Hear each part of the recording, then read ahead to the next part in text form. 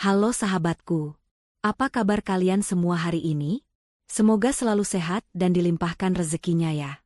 Kembali lagi bersama aku di channel kesayangan kita, Cerita Momo. Pernah nggak sih kalian merasakan sakit hatinya ketika anak sendiri dihina oleh saudara ipar di depan orang banyak? Dibilang ayahnya cuma kuli perantauan, dan ibunya dituduh cuma numpang hidup? Nah, kisah hari ini dijamin bikin kalian gregetan sekaligus puas banget. Bayangkan, si ipar yang sombong itu tidak sadar kalau orang yang dia hina ternyata adalah pemilik perusahaan besar tempat dia bekerja. Wah, kebayangkan malunya seperti apa? Tapi sebelum kita masuk ke drama pembalasan dendam yang seru ini, yuk dukung terus channel ini dengan cara tekan tombol like, subscribe, dan nyalakan lonceng notifikasinya. Dan seperti biasa, yuk kita absen dulu. Coba tulis nama kalian, asal kota, dan ketik kata hadir di kolom komentar di bawah. Aku pengen tahu nih, sahabat Cerita Momo paling jauh dari kota mana aja? Sudah siap melihat karma instan yang bikin puas? Langsung saja, kita masuk ke kisahnya. Suasana di rumah Ibu Mina malam itu begitu meriah. Lampu kristal gantung memancarkan cahaya keemasan, memantul indah pada deretan gelas kaca dan piring porselen yang tertata rapi di meja prasmanan. Puluhan tamu undangan, yang sebagian besar adalah rekan kerja dan teman-teman sosialita Hesti, tampak menikmati hidangan sambil berbincang akrab. Gelak tawa terdengar bersahutan, menciptakan hingar-bingar yang justru terasa memekakan telinga bagi Tria. Di sudut ruangan yang agak sepi, Tria duduk diam di sebuah kursi kayu biasa, memangku Dino, putra sematawayangnya yang baru berusia 5 tahun. Tria mengenakan gamis sederhana berwarna pastel yang sudah agak pudar warnanya, sangat kontras dengan penampilan Hesti, sang pemilik hajat. Malam itu Hesti tampil bak ratu dengan gaun merah menyala dan perhiasan emas yang berkilauan di leher, serta pergelangan tangannya. Hari ini adalah pesta ulang tahun Hesti yang ke-28, dan adik ipar Tria itu benar-benar ingin menunjukkan kesuksesannya kepada dunia, terutama kepada rekan-rekan kerjanya. Ibu, Dino haus. Rengek bocah kecil itu sambil mendongak menatap wajah ibunya. Tria tersenyum lembut, mengusap kepala anaknya dengan penuh kasih sayang. Sebentar ya, sayang. Ibu ambilkan minum dulu di meja sana. Baru saja Tria hendak beranjak berdiri, suara ketukan sepatu hak tinggi beradu dengan lantai marmer terdengar mendekat. Hesti datang dengan langkah angkuh, diikuti oleh 2 orang teman wanitanya yang menatap Tria dari ujung kaki hingga ujung kepala dengan pandangan merendahkan. Ada Kak Tria di pojokan. Kirain tadi pembantu baru yang disewa ibu buat cuci piring. Habisnya bajunya lusuh banget sih. Sindir Hesti sambil tertawa kecil sambil menutup mulutnya, yang langsung disambut tawa cekikikan oleh teman-temannya. Tria menahan napas, mencoba melapangkan dada. Ia sudah terbiasa dengan mulut pedas adik iparnya itu selama tinggal di rumah ini. Selamat ulang tahun ya, Hesti. Semoga panjang umur dan sukses selalu, ucap Tria tulus, berusaha mengabaikan hinaan yang baru saja dilontarkan. Hesti sama sekali tidak menjawab ucapan selamat itu, bahkan menoleh pun tidak. Matanya malah tertuju tajam pada Dino yang menatapnya dengan polos. Tiba-tiba, sebuah senyum licik terukir di bibir merah Hesti. Ia merasa momen ini sangat pas untuk mempermalukan Tria lebih dalam lagi, mumpung banyak orang yang melihat. Hesti berjongkok di depan Dino, menyamakan tingginya dengan bocah itu. Ia memasang wajah yang dibuat-buat ramah, namun sorot matanya penuh ejekan. Suaranya sengaja dikeraskan agar tamu-tamu di sekitar mereka bisa mendengar percakapan itu. Dino, tante mau tanya dong, ayahmu kemana sih?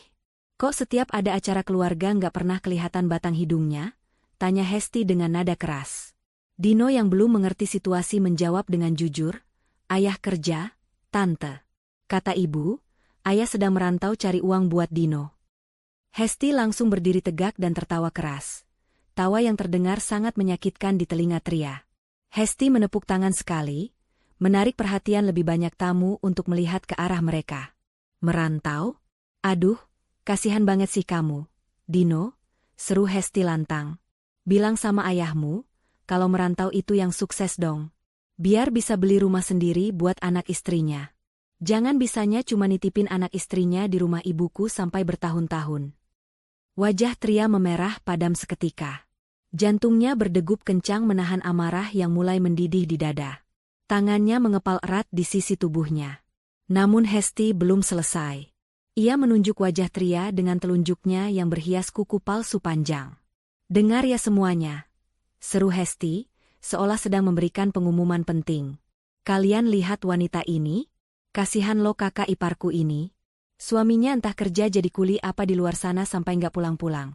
Dan istrinya cuma bisa numpang makan, numpang tidur, dan numpang hidup gratis di rumah ibuku. Nggak punya malu, ya? Sudah dikasih tumpangan, di pesta orang malah pasang muka masam begitu." Kata-kata itu bagaikan sembilu yang menyayat hati Tria. Bukan karena harga dirinya yang diinjak, tapi karena Hesti mengatakannya tepat di depan wajah Dino. Tria melihat bibir anaknya mulai bergetar dan matanya berkaca-kaca, bingung dan takut melihat ibunya dimarahi di depan banyak orang. Cukup sudah.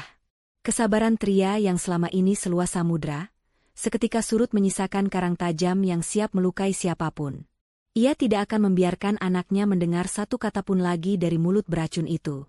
Ia tidak ingin mental anaknya rusak karena kejahatan tantenya sendiri.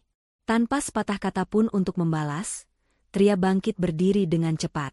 Ia menyambar tas kecilnya dan langsung menggendong Dino erat-erat ke dalam pelukannya. "Loh, kok main pergi aja? Merasa tersindir ya?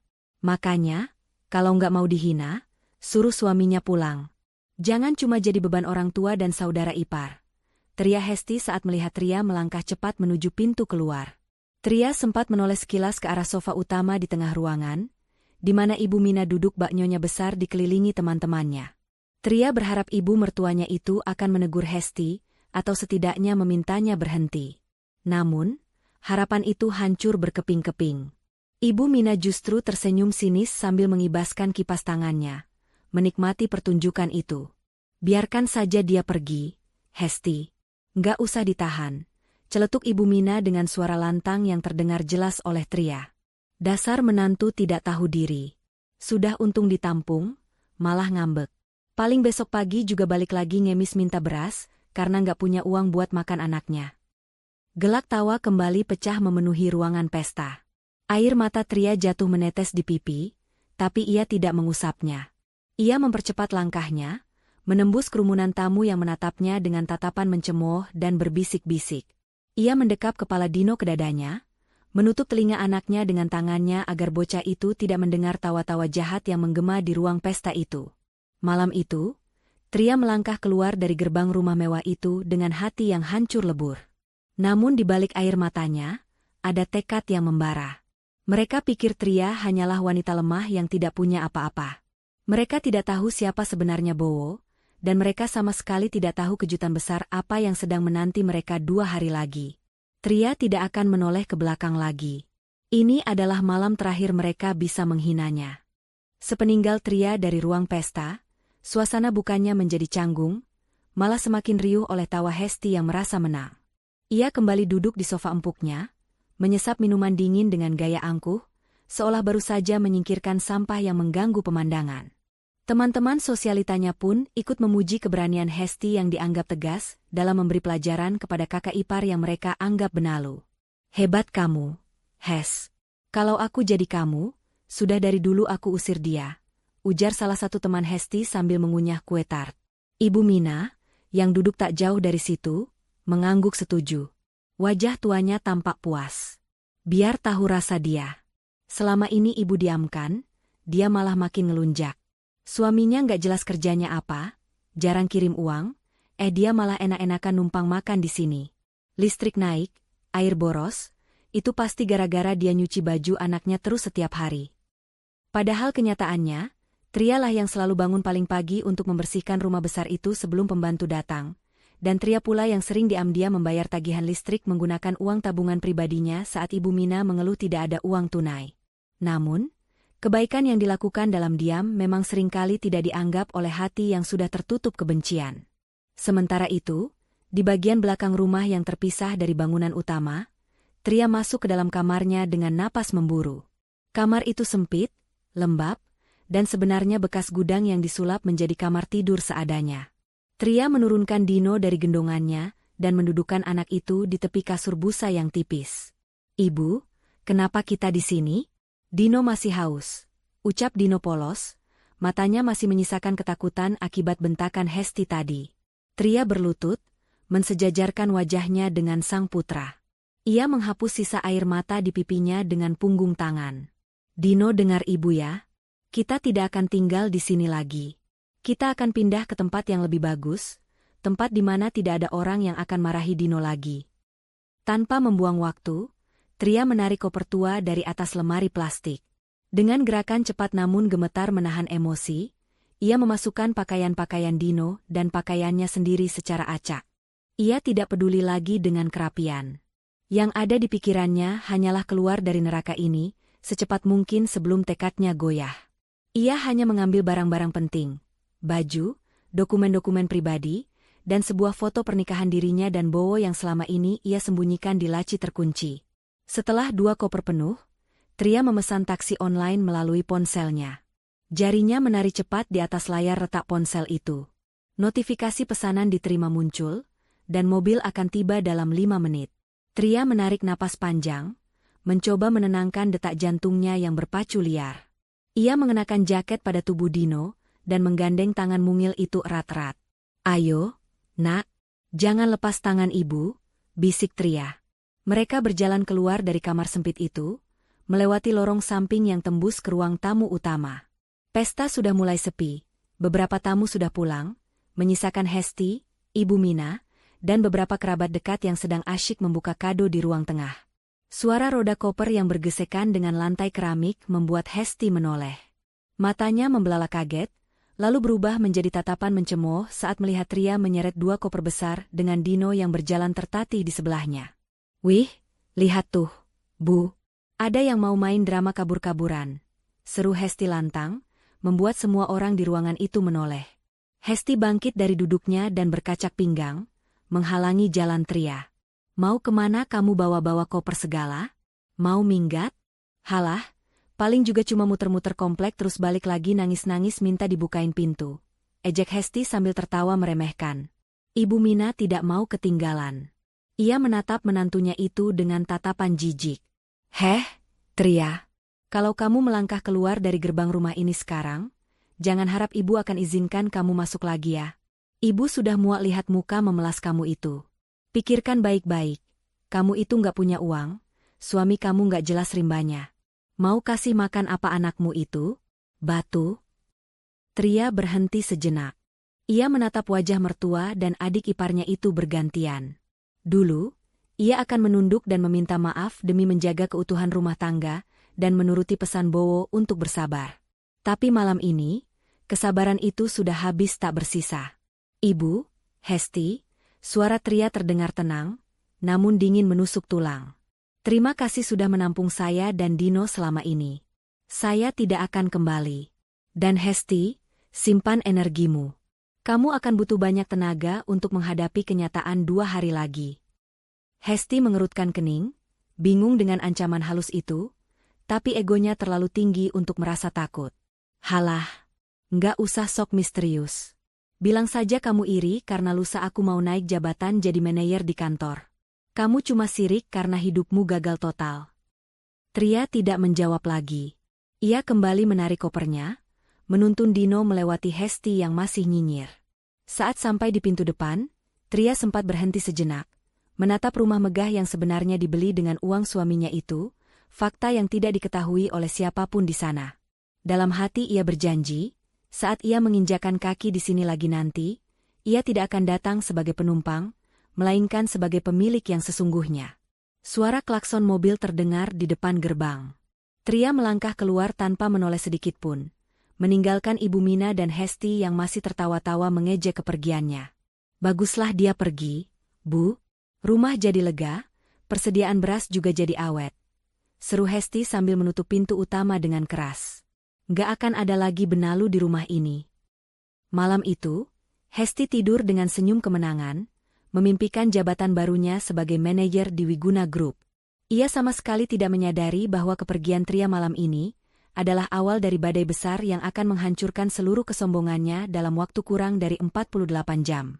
Roda nasib sedang berputar, dan Hesti sedang berada di puncak, bersiap untuk dihempaskan ke dasar jurang yang paling dalam. Hujan mulai turun rintik-rintik membasahi kaca jendela mobil yang membawa Tria dan Dino membelah jalanan ibu kota. Di dalam mobil yang hening itu, Dino sudah tertidur pulas di pangkuan ibunya. Kelelahan setelah menangis dan bingung dengan drama yang baru saja terjadi di rumah neneknya. Tria menatap nanar keluar jendela, melihat lampu-lampu kota yang buram oleh air hujan, namun hatinya kini terasa jauh lebih lega. Keputusan untuk angkat kaki dari rumah neraka itu adalah keputusan terbaik yang pernah ia ambil demi kewarasan jiwanya dan masa depan anaknya. Mobil taksi online itu tidak melaju ke arah pinggiran kota tempat pemukiman padat penduduk berada, melainkan berbelok masuk ke area lobi sebuah hotel berbintang 5 yang menjulang megah di pusat bisnis. Sopir taksi sempat melirik ragu lewat kaca spion, melihat penampilan penumpangnya yang sederhana dan membawa koper tua, seolah tak percaya mereka akan menginap di tempat semewah ini. "Mbak, yakin turun di sini?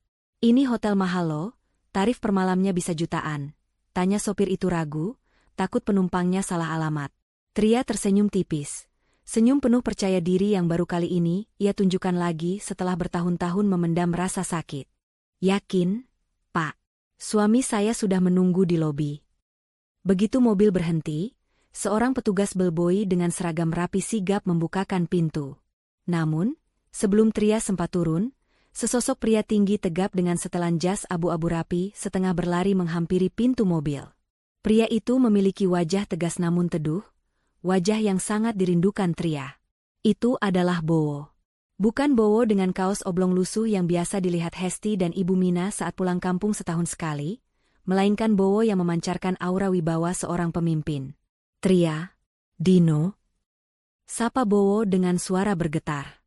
Ia langsung mengambil alih Dino yang tertidur dari gendongan Tria, mendekap anaknya erat, lalu mengecup kening istrinya dengan lembut tanpa mempedulikan tatapan orang sekitar.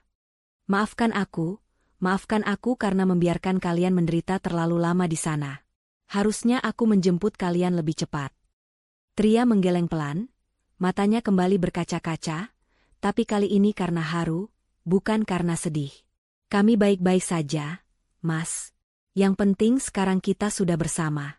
Aku sudah tidak tahan lagi mendengar mereka menghina Mas dan Dino. Mereka berjalan masuk ke lobi hotel yang megah dengan lantai marmer mengkilap. Orang-orang mungkin akan menatap aneh melihat pasangan dengan pakaian yang kontras, suami berjas mahal, istri bergamis sederhana, tapi tatapan hormat dan tundukan kepala dari para staf hotel kepada Bowo menunjukkan siapa dia sebenarnya di tempat itu. Bowo membawa mereka naik lift pribadi menuju penthouse suite di lantai teratas, kamar terbaik yang ada di gedung itu. Sesampainya di dalam kamar yang luas dan mewah itu, Bowo merebahkan Dino di ranjang empuk berukuran king size yang spraynya sehalus sutra. Setelah memastikan putranya nyaman, ia mengajak Tria duduk di sofa ruang tengah yang menghadap langsung ke pemandangan kota gemerlap dari ketinggian. "Ceritakan padaku, Mas, apa yang sebenarnya terjadi? Kenapa Hesti bisa begitu yakin menghina kita? Dan kenapa Mas bisa ada di sini dengan penampilan seperti ini?" tanya Tria, meski ia sudah tahu sebagian jawabannya dari surat-surat rahasia ayahnya, ia butuh mendengar langsung dari suaminya untuk menenangkan hatinya. Bowo menghela napas panjang, rahangnya mengeras menahan amarah saat mengingat cerita Tria di telepon tadi sebelum ia dijemput. "Hesti tidak tahu apa-apa, Tria. Selama ini, aku memang sengaja membiarkan mereka mengira aku hanya buruh kasar yang merantau tak tentu arah. Ayahmu, Pak Wiguna, memintaku untuk melihat sifat asli mereka sebelum aku resmi mengambil alih perusahaan utama. Bapak ingin tahu, apakah keluarga angkatmu itu tulus atau hanya silau harta?" Bowo menatap mata istrinya dalam-dalam. "Dan malam ini mereka sudah membuktikan bahwa mereka tidak layak mendapatkan kebaikanmu sedikitpun. Mereka gagal dalam ujian kesetiaan dan kemanusiaan." Bowo menggenggam tangan Tria erat. "Kamu tahu perusahaan tempat Hesti bekerja? Wiguna Group?" Tria mengangguk pelan. "Iya, Hesti selalu membanggakan kantornya itu. Katanya lusa dia mau promosi jadi manajer. Dia bilang itu perusahaan bonafit yang tidak mungkin menerima orang rendahan seperti kita." Bowo tersenyum sinis, tatapan matanya tajam seperti elang yang siap menyambar mangsa. "Wiguna Group adalah perusahaan milik ayahmu, Tria. Perusahaan yang kamu wariskan kepadaku untuk dikelola, karena kamu tidak mau terjun langsung ke bisnis. Dan lusa, saat Hesti masuk ruang direksi untuk promosi yang dia banggakan itu, dia tidak akan bertemu direktur lama. Dia akan bertemu denganku. Sebagai pemilik baru, dan sebagai atasan tertingginya yang memegang nasib karirnya. Tria tertegun, menutup mulutnya yang sedikit terbuka karena kaget. Ia tahu suaminya sukses merintis usaha, tapi ia tidak menyangka skenario pembalasan ini sudah diatur sedemikian rupa oleh takdir. Jadi, Hesti bekerja di perusahaan kita? Di gedung milik kita? Benar. Dan dia menghina pemilik gedung tempat dia mencari nafkah, jawab Bowo dingin. Besok, istirahatlah seharian di sini. Manjakan dirimu ke salon, beli baju terbaik, dan perawatan spa. Lusa, kamu harus mendampingiku ke kantor. Aku ingin kamu duduk di sebelahku saat Hesti masuk ruangan. Biarkan dia melihat siapa sebenarnya, wanita numpang, yang dia hina itu. Kita lihat, apakah dia masih bisa sombong saat tahu gajinya berasal dari tangan orang yang dia usir. Sementara itu, di rumah Ibu Mina, suasana justru berbanding terbalik. Hesti sedang sibuk di kamarnya, mencoba berbagai macam baju kerja terbaiknya di depan cermin. Ia mematut diri dengan senyum lebar, membayangkan pujian yang akan ia terima saat pelantikan nanti. Duh, cantik banget sih aku. Pasti besok Pak Direktur langsung terpesona lihat kinerja dan penampilanku. Gumam Hesti percaya diri. Ia sama sekali tidak merasa bersalah telah mengusir kakak ipar dan keponakannya sendiri. Baginya, Tria hanyalah kerikil jalanan yang sudah berhasil ia tendang jauh-jauh. Ibu Mina masuk ke kamar Hesti membawa segelas teh hangat. Gimana, Hes? Sudah siap buat lusa? Ingat, kamu harus tampil meyakinkan. Kalau gaji kamu naik, tetangga pasti makin segan sama keluarga kita. Siap banget dong, Bu. Hesti yakin banget bakal naik gaji besar. Nanti kalau gaji Hesti naik, kita renovasi rumah ini ya, Bu. Kita ganti keramik depan, biar bekas jejak kaki si Tria dan anaknya yang kumuh itu hilang semua. Ujar Hesti bersemangat sambil memutar tubuhnya di depan cermin. Bagus, Nak. Ibu dukung kamu. Syukurlah si Tria sudah pergi. Tadi ibu cek kamarnya, sudah kosong melompong, bau apeknya juga perlahan hilang. Biarin aja dia luntang-lantung di jalan. Paling sekarang lagi nangis di pinggir ruko sambil dikerubungi nyamuk. Sahut Ibu Mina sambil tertawa kecil, merasa menang. Mereka tertawa bersama, terbuai dalam angan-angan kesuksesan semu. Mereka tidur nyenyak malam itu, tanpa sedikit pun menyadari bahwa di sebuah penthouse mewah, si Tria yang kumuh, sedang tidur di pelukan pemilik perusahaan yang akan menentukan mati hidupnya karir Hesti. Langit malam menjadi saksi bisu, bahwa kesombongan seringkali hanyalah awan gelap yang menutupi jurang kehancuran yang sudah menganga lebar di depan mata. Waktu terus berjalan, mendekatkan Hesti pada hari penghakiman yang tak akan pernah ia lupakan seumur hidupnya. Sinar matahari pagi menerobos masuk melalui celah ventilasi rumah Ibu Mina, membawa kehangatan yang menyambut hari baru. Namun, kehangatan itu tidak sebanding dengan rasa puas yang membuncah di dada Hesti. Ia bangun dengan perasaan yang luar biasa ringan. Tidak ada lagi suara rengekan Dino yang meminta susu, tidak ada lagi pemandangan Tria yang sibuk menyapu halaman dengan baju daster yang sudah pudar warnanya. Rumah terasa lebih hening, lebih bersih, dan menurut Hesti, lebih berkelas tanpa kehadiran kakak ipar dan keponakannya yang ia anggap benalu itu. Hesti keluar dari kamarnya dengan wajah sumringah, mengenakan blazer kerja terbaiknya yang baru saja ia ambil dari Binatu. Aromanya wangi semerbak, siap untuk menaklukkan dunia. Di ruang makan, Ibu Mina sudah menyeduh teh manis hangat. Pagi, Bu. Wah, segar sekali rasanya udara pagi ini. Rumah jadi terasa lega ya, Bu. Kalau nggak ada orang yang menuh-menuhin tempat, sapa Hesti sambil menarik kursi makan dengan kasar, menimbulkan bunyi berdecit yang nyaring. Ibu Mina tertawa kecil sambil menyodorkan piring berisi pisang goreng. Iya, Hes. Ibu juga merasa begitu. Biasanya jam segini si Tria itu lagi riweh di dapur bikin berantakan, atau si Dino lari-lari nggak jelas. Sekarang tenang, damai. Uang belanja juga jadi irit karena mulut yang dikasih makan berkurang 2. Hesti mengangguk setuju sambil mengunyah pisang gorengnya dengan lahap.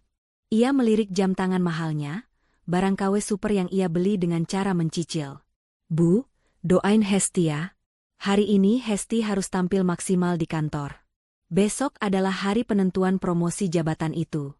Hesti harus memastikan semua pekerjaan beres hari ini biar besok saat menghadap direksi, Hesti nggak punya celah sedikit pun. Pasti ibu doain, Nak. Kamu itu tulang punggung kebanggaan ibu. Nggak kayak suami si Tria itu, Bowo. Entah jadi kuli di mana dia sekarang, istrinya kabur bawa anak pun pasti dia nggak tahu. Biarin aja mereka hidup susah di luar sana, sahut Ibu Mina penuh kebencian. Dengan restu yang salah arah itu, Hesti berangkat ke kantornya, gedung Wiguna Group, yang menjulang tinggi di pusat kota. Ia melangkah masuk ke lobi kantor dengan dagu terangkat tinggi. Bunyi hak sepatu tingginya menggema, seolah mengumumkan kedatangan seorang ratu. Hesti memang dikenal judes dan sombong di kantor, terutama kepada bawahan dan petugas kebersihan, namun ia selalu bermuka manis di depan atasan. Saat menunggu lift, Hesti melihat seorang petugas cleaning service yang sedang mengepel lantai dengan tergopoh-gopoh. Tanpa sengaja, ujung kain pel itu menyentuh sedikit ujung sepatu Hesti. "Heh, mata kamu di mana?" bentak Hesti seketika, suaranya melengking memenuhi lobi yang ramai. Ia menatap petugas tua itu dengan jijik, seolah baru saja tersentuh kotoran menjijikan. "Ini sepatu mahal tahu. Kalau rusak, gaji kamu setahun juga nggak bakal cukup buat ganti. Kerja itu pakai mata, jangan cuma asal gosok." Petugas itu menunduk ketakutan, berkali-kali meminta maaf. "Maaf, Bu Hesti. Saya tidak sengaja, saya buru-buru karena..." "Alasan? Minggir sana. Bikin mood saya rusak pagi-pagi aja. Dasar orang kecil, bisanya cuma bikin susah orang sukses." Potong Hesti ketus sambil mengibaskan tangannya, lalu melenggang masuk ke dalam lift yang baru terbuka. Ia sama sekali tidak sadar bahwa sikap arogansinya itu terekam jelas oleh kamera CCTV baru yang dipasang di sudut lobi, kamera yang terhubung langsung ke tablet milik seseorang di penthouse hotel mewah. Sementara itu, di tempat yang jauh berbeda, Tria sedang duduk di depan cermin besar sebuah salon eksklusif. Penampilannya sudah berubah 180 derajat. Rambutnya yang biasanya diikat asal-asalan kini tergerai indah, berkilau sehat setelah mendapatkan perawatan terbaik. Wajahnya yang dulu kusam dan lelah kini bersinar segar, memancarkan aura kecantikan alami yang selama ini tertutup debu penderitaan. Bowo berdiri di belakangnya, menatap pantulan istrinya di cermin dengan tatapan memuja. Ia meletakkan sebuah kotak beludru panjang di meja rias. "Bukalah," bisik Bowo lembut. Tria membuka kotak itu perlahan. Di dalamnya, terbaring sebuah kalung berlian dengan desain elegan yang sederhana namun memancarkan kemewahan yang tak terbantahkan. Tria menahan napas. "Mas, ini terlalu berlebihan." "Tidak ada yang berlebihan untuk ratuku yang sudah dihina sebagai gembel," jawab Bowo tegas. Ia mengambil kalung itu dan memasangkannya di leher jenjang Tria. Hesti bangga dengan barang-barang KW-nya dan merasa paling kaya sedunia. "Besok, biarkan dia melihat apa itu kelas yang sebenarnya. Kamu bukan lagi Tria si penumpang. Mulai detik ini, kamu adalah Tria Wiguna, putri pemilik gedung tempat dia mengais rezeki." Kembali ke kantor Wiguna Group, suasana di kubikel divisi Hesti terasa tegang namun penuh kasak-kusuk. Berita tentang pergantian kepemimpinan perusahaan sudah menyebar luas. Desas-desus mengatakan bahwa Pak Wiguna, sang pendiri, sudah resmi pensiun dan menyerahkan tahta sepenuhnya kepada ahli waris misteriusnya hari ini juga secara administratif. Bu Hesti," sapa salah satu staf junior dengan nada ragu. "Ibu sudah dengar belum? Katanya CEO baru kita orangnya sangat tegas loh. Kabarnya dia akan melakukan audit mendadak ke semua manajer sebelum pelantikan resmi besok." Hesti mendengus meremehkan sambil memoles ulang lipstiknya. "Ah, kalian ini terlalu banyak dengar gosip. Mau siapapun CEO-nya, kinerja saya kan paling bagus di divisi ini. Omset bulan lalu naik gara-gara tim saya. Kan? Jadi posisi saya aman. Malah saya yakin, CEO baru itu pasti akan langsung terkesan sama saya. Kalian itu yang harusnya takut, kerjanya lelet semua." Hesti begitu percaya diri. Ia merasa dunia berporos padanya. Siang itu, ia bahkan sempat mengunggah status di media sosialnya. Sebuah foto selfie di meja kerjanya dengan latar belakang tumpukan berkas, dengan caption yang menyindir, "Kerja keras bagai kuda demi masa depan cerah. Gak kayak si Ono, bisanya cuma numpang dan lari dari kenyataan. Bye-bye Benalu. Otwu jadi manajer." Ia tersenyum puas melihat like dan komentar teman-temannya yang mendukung. Hesti tidak tahu bahwa di lantai teratas gedung itu, di ruangan yang biasanya kosong, Bowo sudah duduk di kursi kebesarannya. Ia sedang menatap layar tablet yang menampilkan status media sosial Hesti tersebut. Nikmatilah hari terakhirmu merasa di atas angin. Hesti, gumam Bowo pelan, suaranya berat dan menakutkan. Karena besok, kamu akan jatuh sekeras-kerasnya. Sore harinya, sebuah email masuk ke kotak masuk Hesti. Undangan resmi untuk rapat direksi esok pagi jam 9. Subjek emailnya tertulis jelas, evaluasi kinerja dan penetapan promosi jabatan. Hesti memekik kegirangan. Ia langsung menelepon Ibu Mina. Bu, suratnya sudah turun. Besok jam 9 pagi Hesti sidang. Doain ya Bu, ini pasti kabar baik. Hesti bakal jadi manajer. Serunya heboh. Alhamdulillah, Nak. Ibu pasti doa kencang-kencang malam ini. Tunjukkan pada dunia kalau anak Ibu Mina itu orang sukses, bukan kayak mantu nggak tahu diri itu. Balas Ibu Mina di ujung telepon dengan nada tak kalah heboh. Matahari perlahan terbenam, menutup hari di mana kesombongan Hesti mencapai puncaknya. Ia pulang dengan senyum lebar, tidur dengan mimpi indah tentang gaji besar dan mobil dinas baru. Ia sama sekali tidak sadar bahwa esok pagi, kursi yang ia impikan itu akan berubah menjadi kursi pesakitan. Panggung sandiwara yang ia bangun dengan arogansi akan runtuh ketika saat tirai di ruang rapat itu dibuka. Waktu terus berdetak, menghitung mundur menuju detik-detik kehancuran karirnya. Hari penentuan itu akhirnya tiba. Pagi di rumah Ibu Mina dimulai dengan kesibukan yang berlebihan, seolah-olah Hesti akan dilantik menjadi presiden, bukan sekadar manajer. Sejak subuh, Hesti sudah mematut diri di depan cermin panjang di kamarnya. Ia mengenakan setelan blazer berwarna merah marun yang sengaja ia beli kemarin sore dengan kartu kredit, yang tagihannya sudah hampir menyentuh limit. Warna merah itu dipilihnya dengan alasan agar ia terlihat dominan, berani, dan tak tertandingi.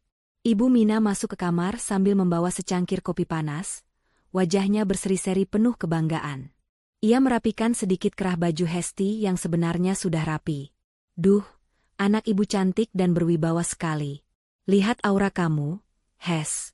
Ini baru aura pemimpin. Beda jauh sama si Tria yang auranya suram kayak mendung mau hujan. Puji Ibu Mina sambil tersenyum lebar. Nama Tria masih saja menjadi bumbu wajib dalam setiap percakapan mereka, seolah menghina menantu yang sudah pergi itu adalah ritual untuk menaikkan kepercayaan diri. Hesti mengibaskan rambutnya yang baru di-blow matang. Jelas dong, Bu. Hesti kan berkelas. Oh iya, Bu, nanti kalau Hesti sudah resmi dapat SK manajer dan gajinya naik, Hesti mau langsung DP mobil baru. Malu dong manajer masih naik taksi online atau nebeng teman. Setuju. Beli yang bagus sekalian, biar tetangga makin panas. Biar si Tria kalau lewat depan rumah ini nanti cuma bisa melongo lihat kesuksesan kita. Sahut Ibu Mina penuh semangat. Dengan restu dan doa yang syarat akan kesombongan itu, Hesti melenggang pergi meninggalkan rumah. Ia merasa dunia sedang tersenyum padanya. Namun, begitu ia menapakkan kaki di lobi gedung Wiguna Group, atmosfer yang ia rasakan sungguh berbeda dari biasanya.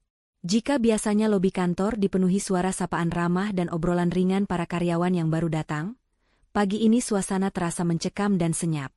Para karyawan berjalan cepat dengan kepala tertunduk, berbisik-bisik pelan dalam kelompok-kelompok kecil.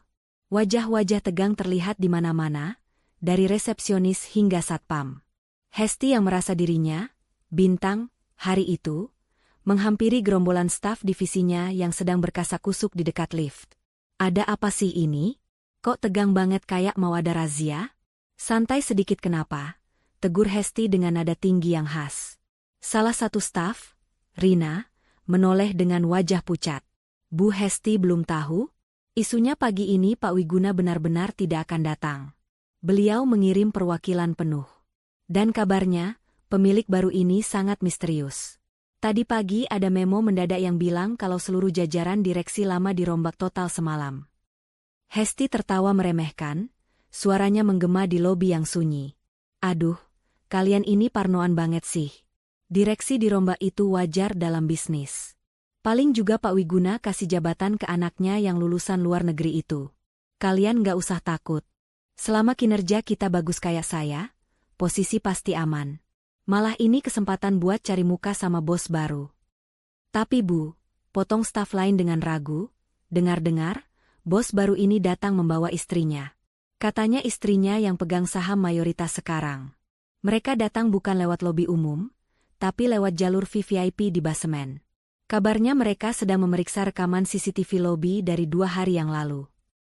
Mendengar itu, alis Hesti sedikit berkerut. Rekaman CCTV? Untuk apa? Tapi sedetik kemudian ia mengibaskan tangannya acuh tak acuh. Ia teringat insiden kemarin saat ia memarahi cleaning service, tapi baginya itu hal sepele. Mana mungkin pemilik perusahaan sekelas Wiguna Group mengurusi masalah cleaning service? Ah, sudahlah. Jangan sebar gosip murahan. Bubar sana, kerja. Saya mau persiapan mental buat rapat jam 9 nanti. Jangan sampai ada yang ganggu saya. Perintah Hesti ketus, lalu melangkah angkuh menuju lift khusus yang membawanya ke lantai divisi pemasaran. Sementara itu, jauh di bawah tanah, di area parkir khusus direksi yang tertutup untuk umum, sebuah mobil sedan hitam mengkilap dengan plat nomor khusus baru saja terparkir sempurna. Pintu mobil terbuka, dan seorang sopir berseragam rapi membungkuk hormat. Bowo turun lebih dulu. Ia mengenakan setelan jas navy buatan desainer ternama Italia yang membalut tubuh tegapnya dengan sempurna. Wajahnya bersih, rahangnya tegas, dan tatapannya tajam penuh otoritas. Tidak ada lagi sisa-sisa, Bowo si perantau lusuh, dalam penampilannya. Ia berputar mengitari mobil dan membukakan pintu penumpang dengan lembut. Sebuah kaki jenjang yang mengenakan sepatu hak tinggi berwarna nude turun menapak lantai. Tria keluar dari mobil dengan anggun.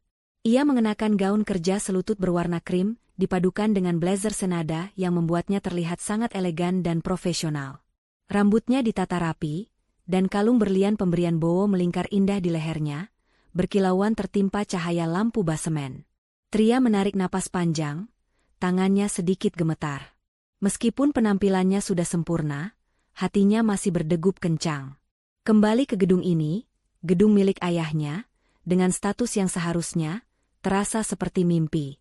Tenanglah, bisik Bowo sambil menggenggam tangan istrinya erat. Kehangatan tangan Bowo menyalurkan kekuatan yang luar biasa bagi Tria. Kamu bukan lagi wanita yang bisa mereka injak-injak. Kamu adalah ratu di gedung ini. Ingat bagaimana Hesti menghina Dino?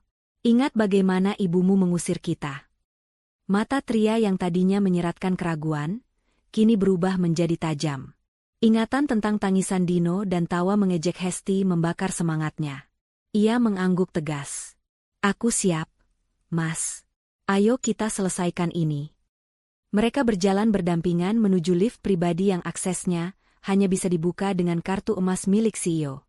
Pak Ardi, kepala keamanan gedung yang sudah bekerja selama 30 tahun bersama Pak Wiguna, menyambut mereka di depan lift. Pria tua itu membungkuk hormat. Matanya berkaca-kaca melihat putri majikannya yang sudah lama menghilang. Selamat datang kembali, Mbak Tria. Maaf, Bu Tria. Dan Pak Bowo. Semua sudah siap di lantai atas. Jajaran direksi sudah berkumpul di ruang rapat. Menunggu instruksi Bapak dan Ibu, lapor Pak Ardi dengan suara bergetar haru. Terima kasih, Pak Ardi. Bagaimana dengan target kita? Tanya Bowo dingin. Ibu Hesti sudah berada di ruangannya, Pak. Jadwal dia menghadap direksi adalah pukul 9 tepat. Dia tidak tahu apa-apa, jawab Pak Ardi. Bowo tersenyum tipis, senyum yang tidak mencapai matanya. Bagus. Biarkan dia terbang setinggi-tingginya dulu, supaya jatuhnya nanti terasa sangat sakit. Lift berdenting halus, membawa mereka meluncur naik ke lantai paling atas, menembus puluhan lantai di mana ribuan karyawan sedang bekerja, termasuk Hesti yang sedang sibuk mematut diri terakhir kali. Di lantai divisinya, Hesti merapikan blazernya. Jam dinding menunjukkan pukul 8.55. Jantungnya berdebar gembira. Ia mengambil tas kerjanya, berjalan melenggang melewati rekan-rekannya. Doain ya, guys. Nanti kalau saya balik, panggil saya Bu Manager. Canda Hesti dengan percaya diri yang meluap-luap. Ia berjalan menuju lift, menekan tombol lantai teratas. Lantai eksekutif. Lantai para dewa di perusahaan itu. Hesti tersenyum menatap pantulan dirinya di dinding lift besi. Hesti, kamu memang hebat. Sebentar lagi, semua orang akan tunduk padamu. Pintu lift terbuka di lantai eksekutif.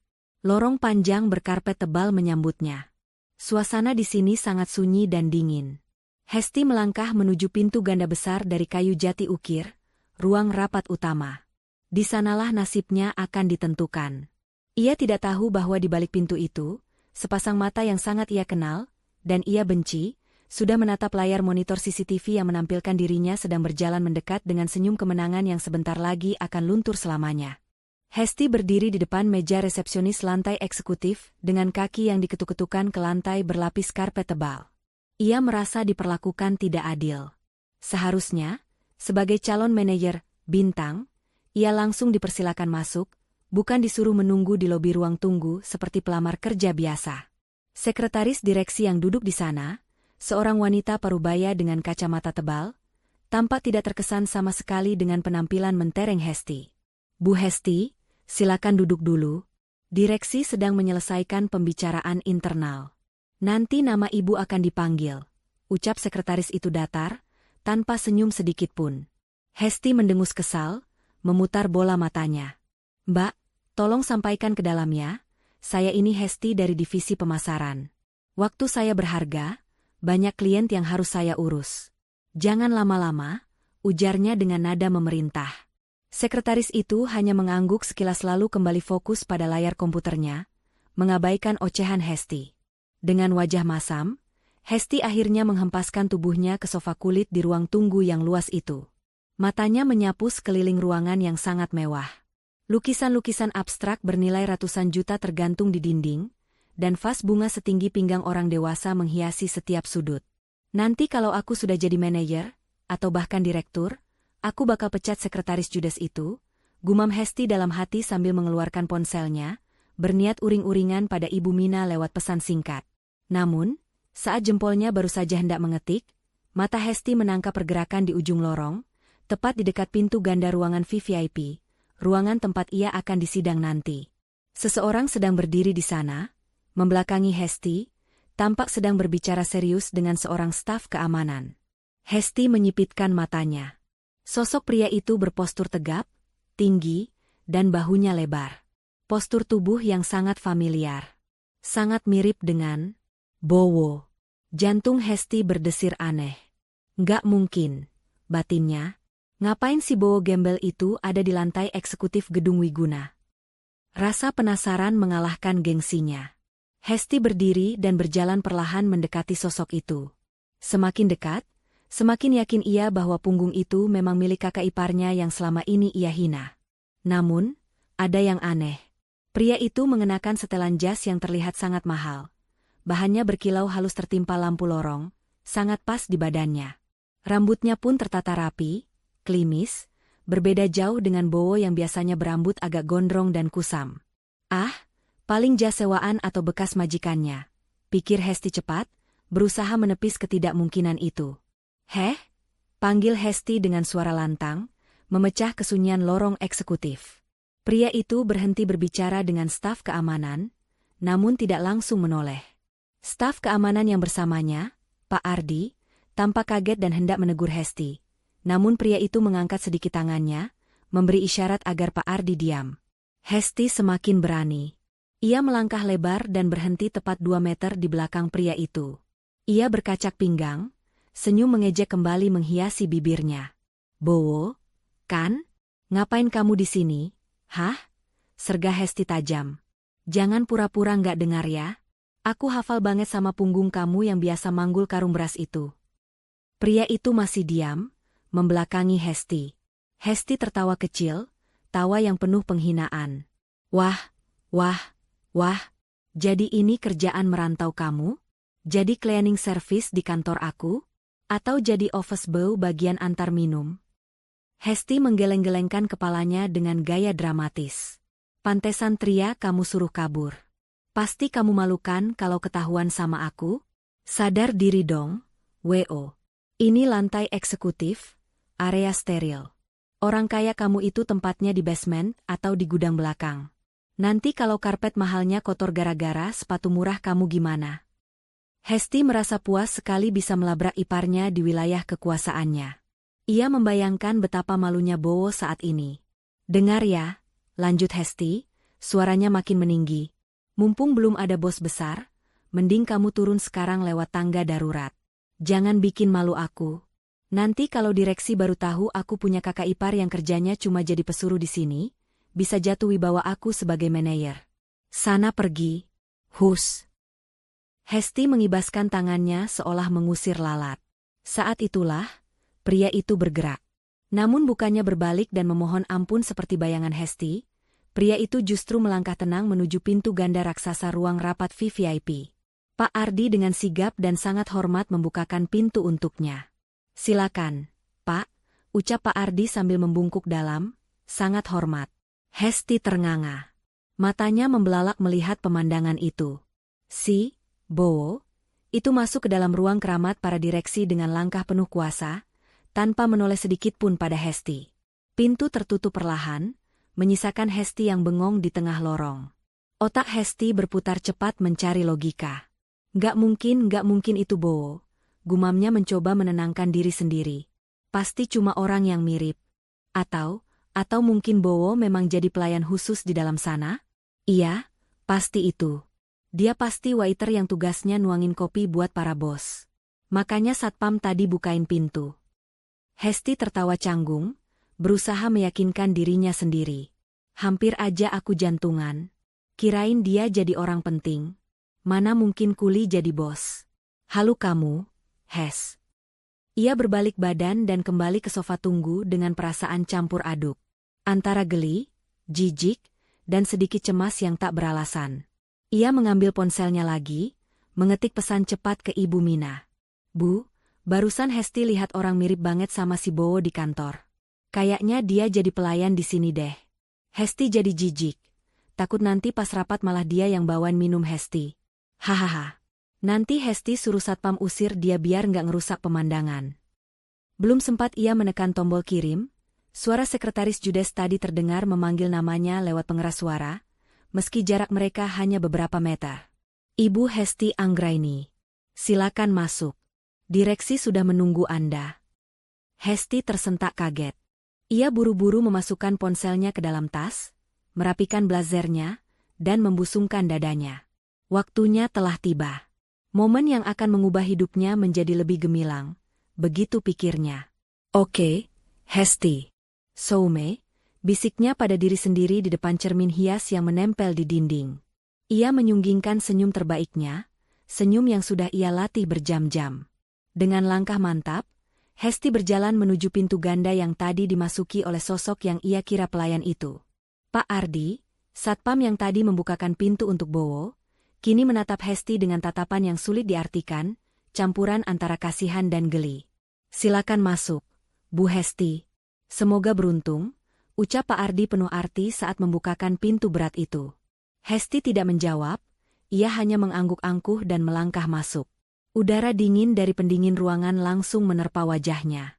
Ruangan itu sangat besar, dengan meja panjang mengkilap di tengahnya.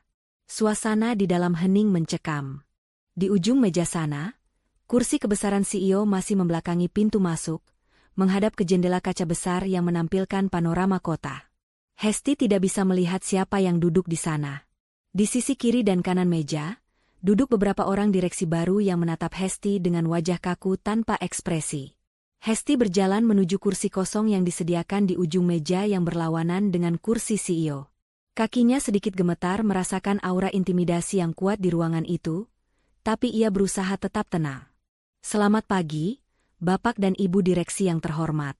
Saya Hesti Anggraini, siap untuk evaluasi, ucap Hesti dengan suara lantang dan percaya diri, mencoba memecahkan kebekuan. Tidak ada yang menjawab sapaannya. Hening. Hanya suara dengungan halus AC yang terdengar. Tiba-tiba, dari balik kursi kebesaran CEO yang membelakanginya, terdengar suara berat seorang pria. Suara yang sangat familiar. Suara yang biasanya Hesti dengar dengan nada merendah dan sabar saat di rumah Ibu Mina, namun kini terdengar begitu dingin dan berwibawa. Evaluasi? Kita mulai dari mana ya? Mungkin dari etika berbicara dengan atasan? Jantung Hesti seakan berhenti berdetak. Darahnya berdesir hebat. Suara itu tidak mungkin salah. Keringat dingin mulai menetes di pelipisnya yang tertutup bedak tebal. Matanya terkunci pada kursi besar yang perlahan mulai berputar itu. Detik-detik kehancuran dunianya baru saja dimulai. Tepat pukul 12 siang, matahari bersinar terik seolah ingin membakar sisa-sisa harga diri keluarga Ibu Mina. Di depan pagar rumah mewah yang sebentar lagi bukan menjadi milik mereka, terparkir sebuah mobil bak terbuka tua yang mesinnya berbunyi kasar. Bukan truk pindahan profesional, melainkan mobil sewaan murah yang disopiri oleh tetangga jauh yang bersedia membantu karena kasihan, atau mungkin karena ingin melihat drama ini dari jarak dekat. Hesti dan Ibu Mina keluar dari pintu utama dengan penampilan yang jauh dari kata sosialita. Wajah mereka kusam, mata bengkak, dan pakaian mereka kusut. Mereka menyeret koper-koper besar dan kardus-kardus berisi sisa kejayaan semu mereka. Tidak ada lagi tawa, tidak ada lagi pamer. Hanya ada keringat dan air mata keputusasaan. Para tetangga komplek, yang biasanya disapa dengan angkuh oleh Ibu Mina, kini berdiri di balik pagar rumah masing-masing. Mereka menonton dalam diam, beberapa berbisik pelan, namun tatapan mereka menyeratkan satu hal, inilah akibatnya kalau hidup terlalu mendongak ke atas. Ayo Bu, cepat sedikit. Sopirnya sudah ngomel minta buru-buru karena takut mogok. Bentak Hesti sambil melempar tas berisi koleksi sepatu hak tingginya ke bak mobil. Ibu Mina berjalan tertatih membawa kipas angin tua. Ia menatap rumah itu dengan tatapan nanar.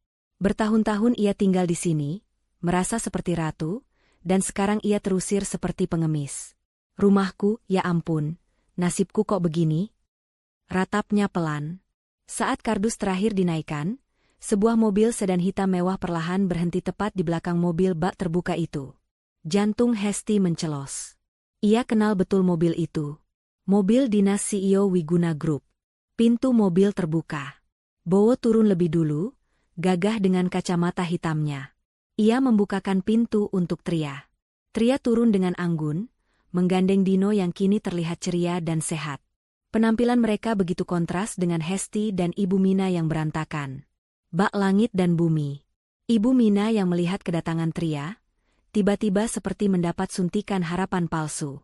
Ia berlari kecil menghampiri menantunya itu, mencoba meraih tangan Tria dengan wajah memelas yang dibuat-buat. Tria, anakku sayang. Syukurlah kamu datang, seru Ibu Mina dengan suara bergetar. Kamu pasti nggak tega kan usir ibu? Kamu kesini mau suruh kami masuk lagi kan? Ibu tahu kamu itu hatinya malaikat, nggak kayak si Hesti yang mulutnya jahat ini. Maafin ibu ya, nak, kemarin ibu cuma hilaf. Kita mulai lagi ya dari awal. Hesti di belakang hanya menunduk malu, tidak berani menatap mata tajam Bowo. Tria menatap tangan mertuanya yang memegang lengannya, lalu dengan perlahan namun tegas melepaskan pegangan itu. Tidak ada kemarahan meledak-ledak di wajah Tria, hanya ada ketenangan yang dingin bagaikan es. Maaf, Bu. Saya datang bukan untuk membatalkan pengosongan, ucap Tria datar. Saya datang untuk memastikan rumah peninggalan ayah saya ini bersih dari orang-orang yang tidak tahu cara menghargai orang lain. Dan soal hilaf, menghina anak saya dan mengusir kami tengah malam bukanlah hilaf, Bu. Itu adalah tabiat. Tria menoleh ke arah Hesti yang membisu. Kunci rumah? Hesti dengan tangan gemetar merogoh tasnya, mengeluarkan serenceng kunci dan menyerahkannya pada Tria. Saat tangan mereka bersentuhan, Hesti merasakan betapa jauhnya jarak kasta mereka sekarang. Hati-hati di jalan, ucap Bowo singkat, lalu memberi isyarat pada sopir mobil bak untuk segera jalan. Mesin mobil tua itu menderu, memuntahkan asap hitam yang mengepul, seolah mengejek nasib penumpangnya. Hesti dan Ibu Mina naik ke kursi depan yang sempit, berhimpitan dengan sopir. Perlahan, mobil itu melaju meninggalkan rumah megah itu, membawa mereka pergi menuju kehidupan baru yang kelam. Sebulan kemudian, di sebuah gang sempit di pinggiran kota yang padat dan kumuh, Hesti sedang duduk di lantai kamar kontrakan petak yang pengap. Kipas angin tua berbunyi berisik, berusaha mengusir udara panas yang menyesakan. Di sudut ruangan, Ibu Mina terbaring lemah di atas kasur tipis. Sering mengeluh sakit-sakitan namun tidak ada uang untuk berobat ke dokter spesialis. Hesti menatap layar ponselnya dengan putus asa. Puluhan lamaran kerja yang ia kirimkan semuanya ditolak. Nama, Hesti Anggraini, benar-benar sudah mati di dunia profesional. Setiap kali HRD mengecek latar belakangnya, catatan hitam dari Wiguna Group langsung muncul. Kini, Untuk menyambung hidup dan membayar hutang yang menumpuk, Hesti harus bekerja sebagai buruh cuci gosok di laundry kiloan dekat gang.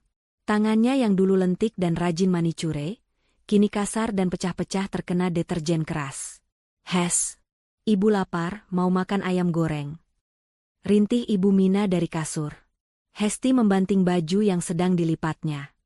"Makan tempe lagi, Bu? Duit dari mana beli ayam?" Hesti capek. Hesti capek jadi babu orang. Teriaknya frustrasi, lalu menangis terseduh-seduh memeluk lututnya. Penyesalan memang selalu datang terlambat, dan kini ia harus menelan pil pahit dari karma yang ia tanam sendiri.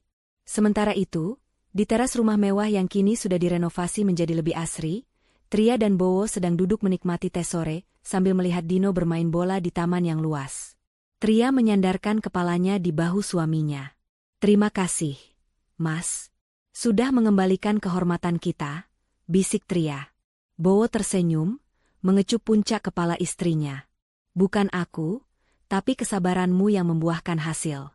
Sekarang, tidak ada lagi benalu. Hanya ada kita, dan kebahagiaan yang sesungguhnya." Langit sore berwarna jingga keemasan, menjadi saksi bisu akhir dari sebuah drama keluarga. Mereka yang sabar akhirnya ditinggikan, dan mereka yang sombong akhirnya dijatuhkan ke tempat terendah. Belajar bahwa di atas langit masih ada langit, dan roda kehidupan tidak pernah berhenti berputar. Pesan moral. Jangan pernah menilai seseorang dari penampilan luarnya saja, dan jangan pernah menghina orang lain saat kita merasa berada di atas. Karena kesombongan adalah awal dari kehancuran, dan kita tidak pernah tahu bahwa orang yang kita rendahkan hari ini, mungkin adalah orang yang memegang kunci masa depan kita esok hari. Waktu seakan membeku di dalam ruangan rapat VVIP yang dingin itu. Suara detak jam dinding terdengar seperti palu godam yang menghantam dada Hesti. Kursi kulit hitam yang membelakanginya itu berputar perlahan, sangat pelan, seolah sengaja mempermainkan detak jantung Hesti yang sudah tak beraturan. Ketika kursi itu berputar sepenuhnya menghadap ke depan, dunia Hesti runtuh seketika. Di sana, duduk dengan gagah dan penuh wibawa, adalah Bowo. Pria yang 2 hari lalu dihina sebagai kuli bangunan, kini menatapnya dengan sorot mata tajam, mengenakan setelan jas yang harganya mungkin setara dengan gaji Hesti selama 5 tahun. Namun, kejutan itu belum berakhir. Di sebelah kursi kebesaran Bowo, duduk seorang wanita cantik nan anggun di kursi komisaris. Wanita itu mengenakan blazer krim elegan dan kalung berlian yang berkilauan. Wajahnya yang dulu sering terlihat lelah karena pekerjaan rumah tangga, kini bersinar penuh percaya diri. Itu Tria, kakak iparnya sendiri. Mulut Hesti ternganga lebar, matanya melotot nyaris keluar. Kakinya lemas seketika, membuatnya terhuyung mundur dan harus berpegangan pada sandaran kursi di depannya agar tidak jatuh. Otaknya yang selama ini dipenuhi kesombongan menolak keras menerima kenyataan yang ada di depan mata. Mas Bowo? Mbak Tria?" Suara Hesti tercekat, keluar seperti cicitan tikus yang terjepit. Kalian ngapain di situ? Kalian gila ya?" Hesti tertawa histeris, tawa pendek yang terdengar sumbang dan penuh kepanikan. Ia menunjuk-nunjuk wajah Bowo dan Tria dengan jari gemetar. Turun kalian dari situ sekarang juga. Kalian mau cari mati yang menduduki kursi Pak Direktur? Kalau Satpam tahu, kalian bisa dipenjara." Pekik Hesti, suaranya memantul di dinding ruangan yang kedap suara. "Mbak Tria, jangan bikin malu aku. Cepat keluar sebelum bos asli datang. Kalian pikir ini tempat main drama? Cukup." Sebuah bentakan keras menggelegar dari sisi kiri meja. Pak Handoko, Direktur HRD yang terkenal paling galak seantero perusahaan, berdiri sambil menggebrak meja. Wajahnya merah pada menahan amarah melihat kelancangan Hesti. "Jaga sopan santun Anda, Saudari Hesti," bentak Pak Handoko. "Anda sedang berbicara di depan Bapak Direktur Utama dan Ibu Komisaris Utama pemilik Wiguna Group. Apa begini etika seorang calon manajer?" Hesti tersentak kaget, menatap Pak Handoko dengan wajah pucat pasi. "Apa? Pak Handoko bercanda kan? Mereka ini cuma saudara ipar saya yang numpang hidup. Pak, suaminya kuli, istrinya pengangguran. Mana mungkin mereka?" "Duduk." Satu kata itu keluar dari mulut Bowo. Nadanya rendah, tenang, namun memiliki aura perintah yang begitu kuat hingga membuat lutut Hesti menekuk otomatis.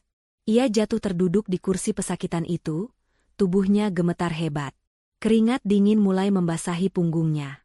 Bowo mencondongkan tubuhnya ke depan, menumpukan kedua sikunya di atas meja mahoni yang mengkilap. Ia menatap Hesti lurus tepat di manik matanya. "Jadi, Hesti," ucap Bowo datar. "2 hari yang lalu, di pesta ulang tahunmu, kamu bertanya di depan semua orang, kemana ayah Dino merantau. Masih ingat?" Hesti menelan ludah yang terasa seperti batu kerikil. Lidahnya keluh. Ia ingin menjawab, tapi suaranya hilang entah kemana. "Saya jawab sekarang," lanjut Bowo, matanya menyipit tajam. "Saya merantau ke sini. Ke kursi ini. Membangun cabang perusahaan di luar pulau, memperluas kerajaan bisnis ayah mertua saya, Pak Wiguna, ayah kandung dari istri saya, Tria." Mata Hesti membelalak maksimal. Ia menoleh kaku ke arah Tria. Tria menatapnya dengan ekspresi datar yang menakutkan, jauh berbeda dengan Tria yang biasanya hanya diam saat dimaki. "Tria, anak Pak Wiguna?" gumam Hesti pelan, seolah nyawanya baru saja dicabut separuh. Tria tersenyum tipis, senyum yang membuat bulu kuduk Hesti meremang. Tria membuka sebuah map tebal di hadapannya, mengambil selembar kertas sertifikat tanah, dan meletakkannya di atas meja. "Kamu bilang aku cuma numpang di rumah ibumu, Hesti?" tanya Tria lembut, namun setiap katanya menusuk jantung. "Coba kamu lihat alamat yang tertera di sertifikat ini. Itu alamat rumah yang kalian tempati sekarang, kan?"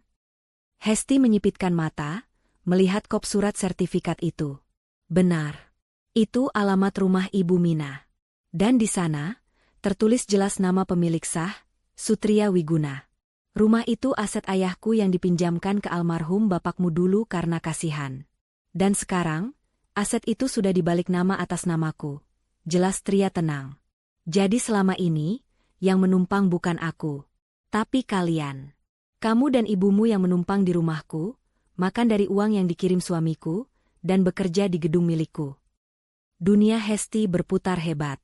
Lantai yang ia pijak seolah runtuh. Segala kesombongannya, segala hinaannya tentang Benalu dan Kuli, kini berbalik menghantam wajahnya sendiri dengan kekuatan 1000 kali lipat. Ia merasa mual. Ini nggak mungkin. Desis Hesti, air mata kepanikan mulai menggenang di pelupuk matanya. "Ibu nggak pernah bilang. Ibu bilang rumah itu warisan bapak.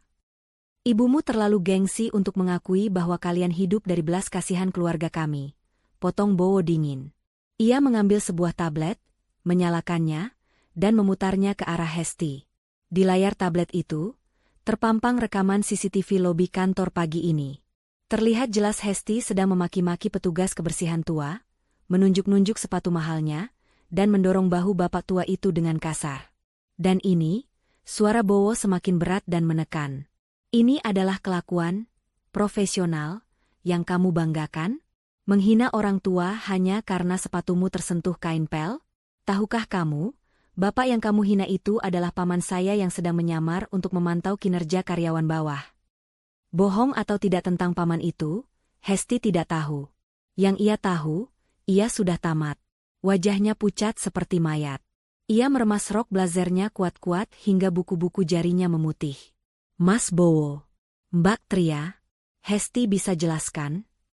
Hesti mulai tergagap, air matanya tumpah.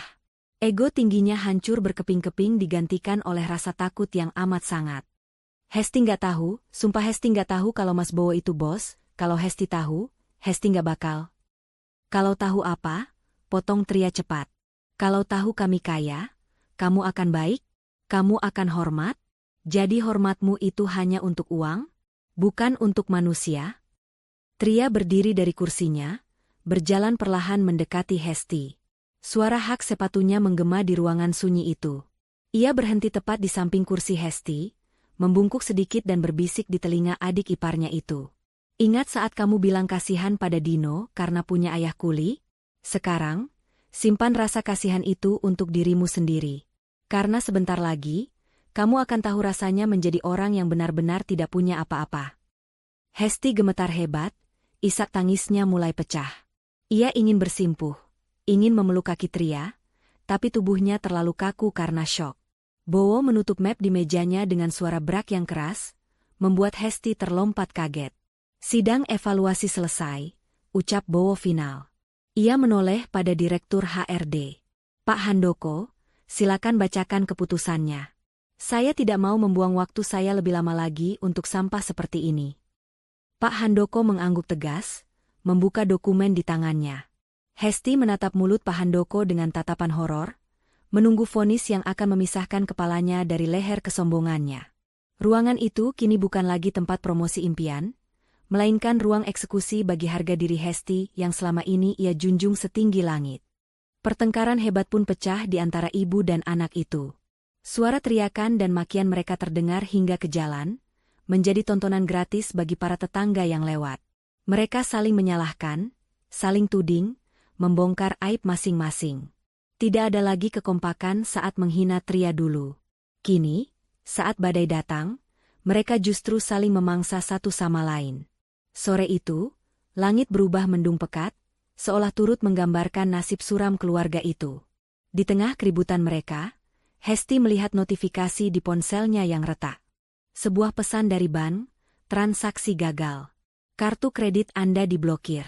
Dan satu lagi pesan dari grup WhatsApp tetangga yang lupa ia keluarkan, foto dirinya diseret satpam sudah tersebar luas dengan caption, karma instansi ratu sombong. Hesti melempar ponselnya ke sofa dan menangis meraung-raung. Ia baru sadar, ia telah kehilangan segalanya. Jabatannya, masa depannya, rumahnya, dan harga dirinya. Sementara di suatu tempat di luar sana, Tria dan Bowo pasti sedang duduk tenang menikmati kemenangan mereka, melihat dari jauh bagaimana kesombongan menghancurkan tuannya sendiri. Waktu 24 jam mulai berjalan mundur, detik demi detik mendekatkan mereka pada pintu keluar dari kehidupan nyaman yang selama ini mereka sia-siakan dengan rasa syukur yang nol. Suara bariton Pak Handoko memecah keheningan ruangan yang mencekam itu bagaikan petir di siang bolong. Ia berdeham singkat, membetulkan letak kacamatanya, lalu membacakan isi dokumen di tangannya dengan nada datar tanpa emosi, nada yang menandakan akhir dari segalanya bagi Hesti. Berdasarkan surat keputusan Direksi nomor 001 SKPHK WG 11 2025, tertanggal hari ini, memutuskan 1. Memberhentikan Saudari Hesti Anggraini dari seluruh jabatannya di Wiguna Group secara tidak hormat. 2. Mencabut seluruh fasilitas perusahaan yang melekat pada saudari. 3. Memasukkan nama saudari ke dalam daftar hitam Asosiasi Perusahaan Properti Nasional karena pelanggaran etika berat dan pencemaran nama baik pemilik perusahaan.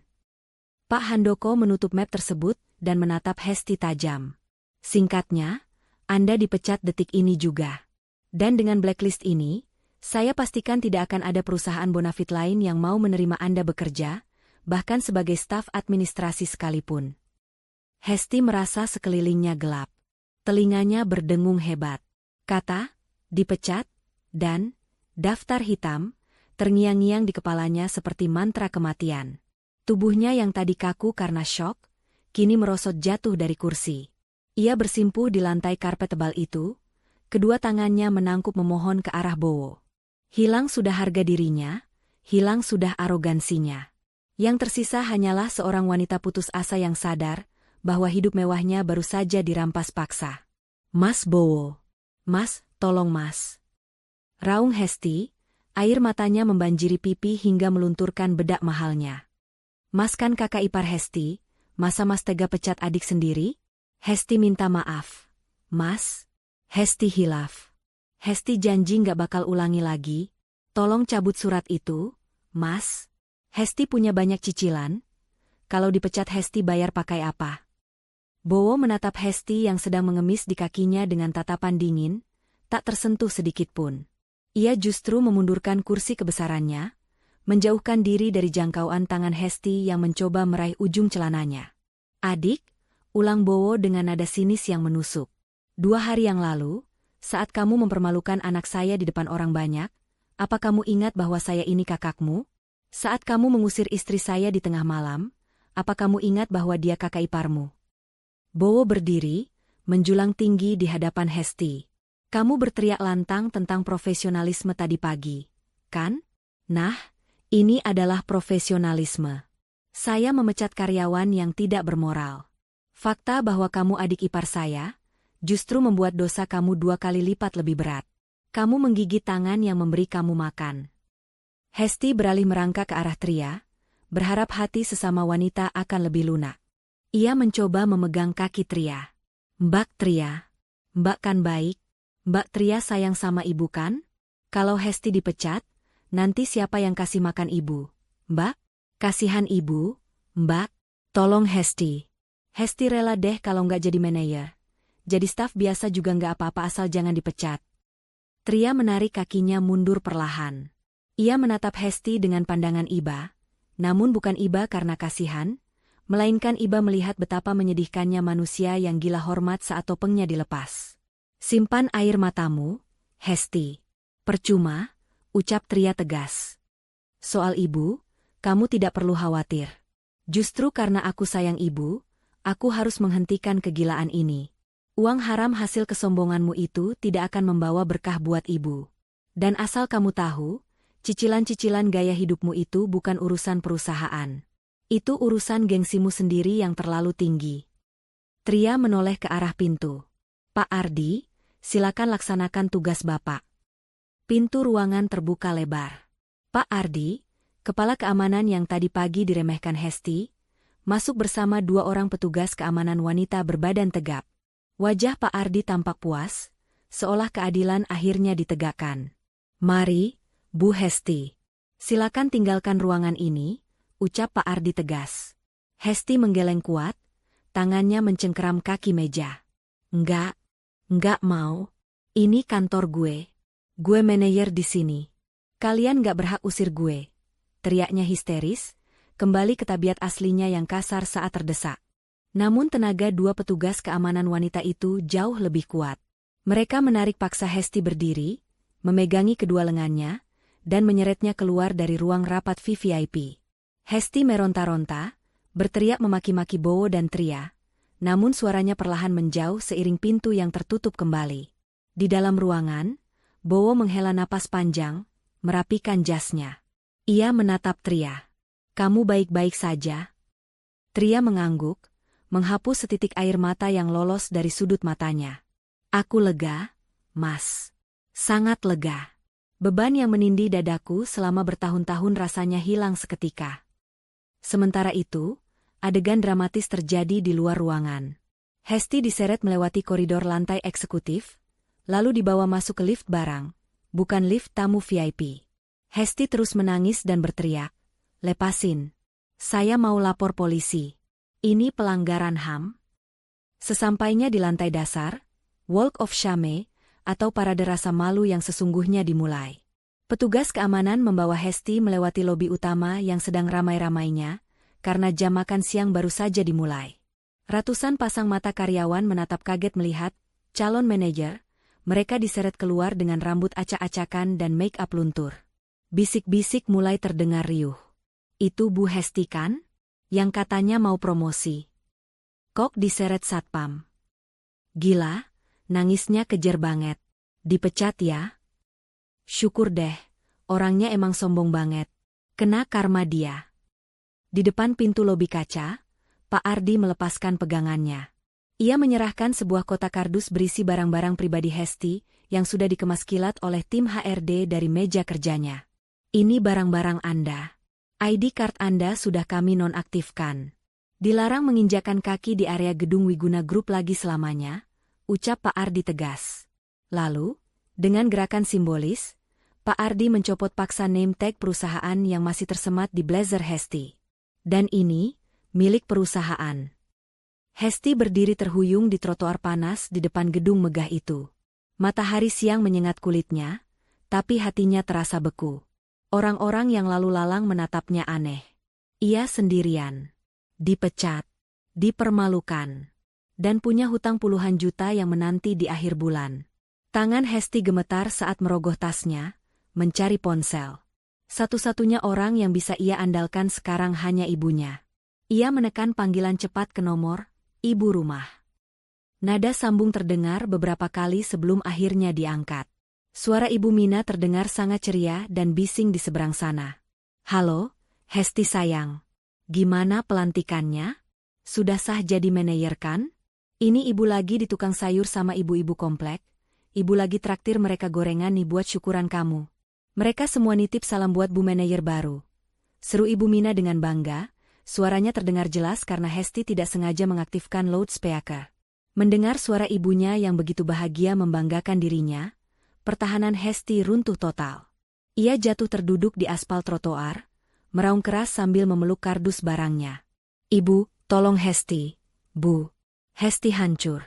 Bu. Hesti dipecat. Hesti diusir. Tangis Hesti pecah, suaranya menyayat hati siapapun yang mendengar. Kecuali mungkin bagi mereka yang tahu betapa kejamnya mulut wanita itu 2 hari yang lalu.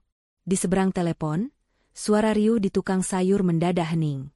Ibu Mina terdiam 1000 bahasa, senyum bangganya lenyap seketika digantikan wajah pucat pasi, seolah darah di tubuhnya tersedot habis.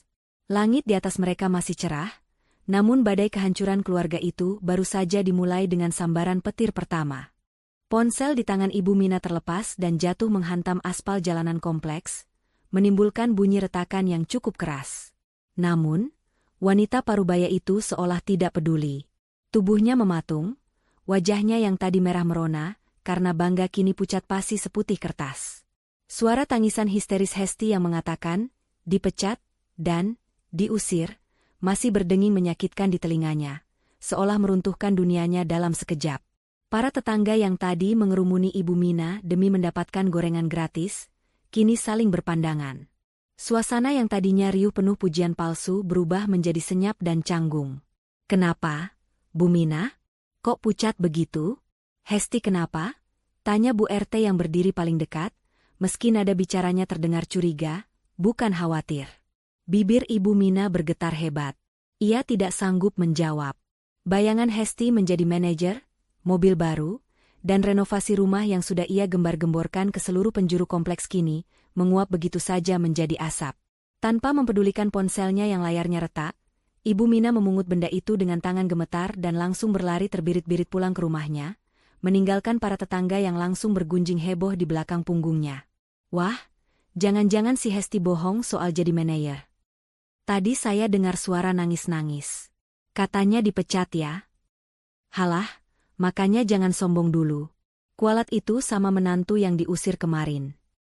Sesampainya di rumah, Ibu Mina mondar-mandir di ruang tamu seperti setrikaan rusak. Jantungnya berdegup tak karuan. Tak lama kemudian, sebuah taksi berhenti di depan pagar. Hesti turun dengan penampilan yang mengenaskan. Matanya bengkak, rambutnya acak-acakan, dan ia menyeret kardus barangnya dengan langkah gontai. Blazer merah marun yang tadi pagi ia pakai dengan bangga, kini tampak kusut dan kotor terkena debu jalanan saat ia jatuh di trotoar tadi. Begitu Hesti masuk ruang tamu dan membanting kardusnya ke lantai, Ibu Mina langsung menyergapnya dengan rentetan pertanyaan panik, bukannya pelukan menenangkan. Hesti, apa maksudnya dipecat?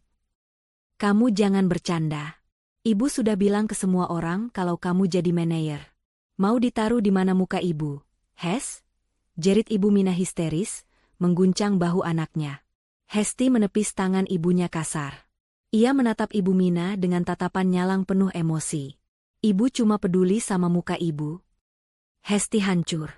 Bu, Hesti dipermalukan di depan satu kantor. Diseret satpam kayak maling. Dan ibu tahu siapa yang pecat Hesti?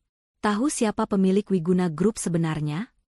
Ibu Mina terdiam, bingung melihat kemarahan anaknya. Siapa? Bowo, Bu. Mas Bowo. Teriak Hesti frustrasi sambil menjambak rambutnya sendiri. Mas Bowo itu bukan kuli. Dia pemilik baru perusahaan. Dan Mbak Tria itu anak kandung Pak Wiguna, pemilik asli gedung itu. Kita selama ini menghina singa tidur. Bu, sekarang mereka bangun dan menerkam kita sampai mati. Ibu Mina terhuyung ke belakang, lututnya lemas hingga ia jatuh terduduk di sofa. Mulutnya menganga tak percaya. Bowo? Tria? Orang kaya? Nggak mungkin mereka kan gembel. Kenyataannya begitu, Bu, dan yang lebih parah lagi. Hesti menelan ludah, suaranya bergetar ketakutan mengingat fakta yang diungkap Tria di ruang rapat tadi. Rumah yang kita tinggali ini, ternyata bukan warisan Bapak. Ini rumah atas nama Mbak Tria. Bapak cuma dipinjemin, Bu. Dan sekarang sertifikatnya ada di tangan Mbak Tria. Belum sempat Ibu Mina mencerna kabar buruk yang bertubi-tubi itu, suara klakson mobil terdengar dari depan rumah. Bukan mobil mewah Bowo, melainkan sebuah mobil SUV hitam dengan tulisan, Kantor Hukum, di pintu sampingnya. Dua orang pria berseragam batik rapi turun dari mobil, membawa map tebal. Mereka mengetuk pintu rumah yang masih terbuka lebar itu dengan sopan namun tegas. Selamat siang. Apakah benar ini kediaman Ibu Mina dan Saudari Hesti? Tanya salah satu pria itu. Ibu Mina dan Hesti saling berpandangan dengan tatapan horor. Hesti yang masih sesenggukan mencoba berdiri, meski kakinya gemetar. Iya. Ada apa ya, Pak? Pria itu menyerahkan sebuah amplop coklat besar berlambang hukum. Kami kuasa hukum dari Ibu Sutria Wiguna. Kami datang untuk menyampaikan somasi dan surat perintah pengosongan rumah. Pengosongan? Gagap Ibu Mina. Wajahnya semakin memucat seolah darah berhenti mengalir. Benar, Bu, jawab pengacara itu tegas. Berdasarkan sertifikat hak milik yang sah, rumah ini adalah aset milik klien kami, Ibu Sutria. Klien kami memberikan waktu 1x24 jam bagi kalian untuk mengemasi barang-barang pribadi dan meninggalkan properti ini. Jika sampai besok siang rumah ini belum kosong, kami akan membawanya ke jalur hukum dan melakukan eksekusi paksa dengan bantuan kepolisian. 1 hari? Pekik Hesti. Pak, ini gila. Kami mau tinggal di mana? Saya baru dipecat. Pak, kami nggak punya uang. Tolonglah kasih waktu sebulan atau seminggu. Pengacara itu menggeleng, wajahnya datar tanpa ekspresi. Maaf, itu instruksi langsung dari pemberi kuasa. Klien kami mengatakan, 2 hari yang lalu saya dan anak saya diusir malam-malam tanpa persiapan, jadi waktu 24 jam itu sudah sangat bermurah hati. Pengacara itu meletakkan surat tersebut di meja tamu, lalu berpamitan. Kami akan kembali besok jam 12 siang untuk mengambil kunci. Permisi. Sepeninggal pengacara itu, keheningan yang mencekam menyelimuti ruang tamu. Hesti dan Ibu Mina seolah baru saja dijatuhi vonis mati. Rumah ini adalah benteng terakhir kesombongan mereka, dan sekarang benteng itu pun runtuh. Ini salah Ibu. Tiba-tiba Hesti berteriak, menuding wajah ibunya. Coba kalau Ibu nggak ngejek Mbak Tria terus. Coba kalau Ibu nggak ngajarin Hesti buat benci sama mereka. Kita nggak bakal kayak gini, Bu. Sekarang Hesti nggak punya kerjaan. Nama Hesti di blacklist, dan kita jadi gelandangan. Hesti punya utang kartu kredit 50 juta, Bu. Bayarnya pakai apa? Ibu Mina yang tak terima disalahkan, bangkit berdiri dengan wajah merah padam. Kok nyalahin Ibu? Kamu yang mulutnya lemes. Kamu yang pamer-pamer mau jadi manajer. Kamu yang ngehina anaknya Tria di pesta. Kalau kamu kerja yang benar, nggak usah ngurusin hidup orang, kamu nggak bakal dipecat. Dasar anak nggak tahu diuntung. Ibu yang nggak tahu diri. Tiap hari minta dibeliin tas lah, gamis lah, padahal duit pas-pasan. Hesti kerja banting tulang buat tuhin gengsi Ibu. Balas Hesti tak mau kalah.